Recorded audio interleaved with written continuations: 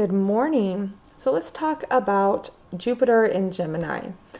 So at its core, Jupiter is a benefic planet. It's called the greater benefic, right? So it is the planet of growth, expansion, luck, and things of that nature. However, in Gemini, that growth and expansion might not be particularly comfortable, but it is still for your highest good, okay? Now, Jupiter is in its detriment in Gemini, meaning that it's in the opposite sign of its rulership of Sagittarius. And any time that Jupiter is debilitated in any way, whether that's in its detriment, in its fall, or harshly aspected, it tends to bring a sense of too much. Things are too big. The growth is too much at the time. It can be overwhelming, right? So a lot of what you can see during this time is maybe everybody wanting to talk to you, because Gemini is all about communication, right? So all of a sudden your phone could be blowing up and everybody wants to be your best friend and talk to you. It could be a lot of just travel, constantly having to go somewhere and do something and always being busy all the time.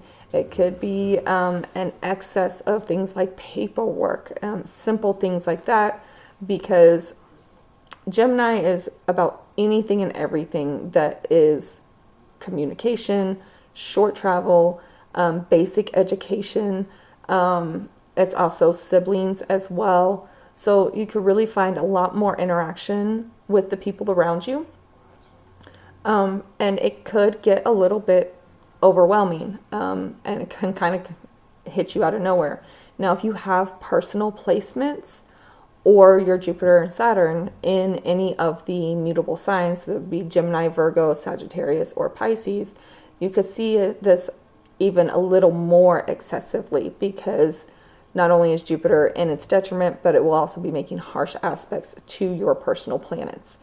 So really kind of be prepared for that. Things might get a little out of control, but that's not necessarily like a bad thing, right? It's just too much. It's overwhelming. If you also have personal planets or your Jupiter and Saturn in any of the air signs, so Gemini, Libra, or Aquarius, you could also see a sense of excessiveness as well, because Jupiter at some point over the next year is going to make a trine to those signs, and that basically just flings the door wide open for stuff to happen. Also, when a planet is in its detriment or debilitated in some way, it tends to take on the more negative aspects of that sign. So in Gemini, that can be gossiping, contradictory behavior, two-faced type of behavior. So just kind of keep an eye out for that and make sure that you're not falling into that type of behavior, because it does become very tempting to kind of just brush people off and be nice here and nice here, because Gemini it's about those connections with others. It can lead to a little bit of people pleasing, but that is something that we're actually trying to let go of right now, is people pleasing. So just make sure that you're not leaning into those more negative aspects of Gemini. Now, on a mundane level, there's a couple of concerning aspects that Jupiter makes during this time that I think out in the world around us is going to be very intriguing. Essentially, this summer, you're not going to be able to get away with any kind of lies or manipulation or anything like that. And starting in June, one of the first things that Jupiter does is it makes it trine to Pluto retrograde. This is really going to open the door to people spilling the beans and really letting all of those secrets start rolling out.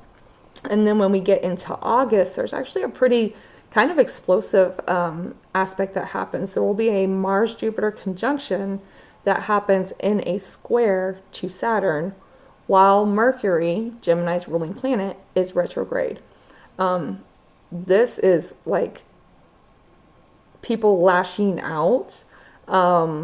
There's usually some type of like roadblock that comes along that makes them lash out, or in this case, because Saturn will be retrograde, there could be some kind of like karmic retribution that happens that leads to people lashing out.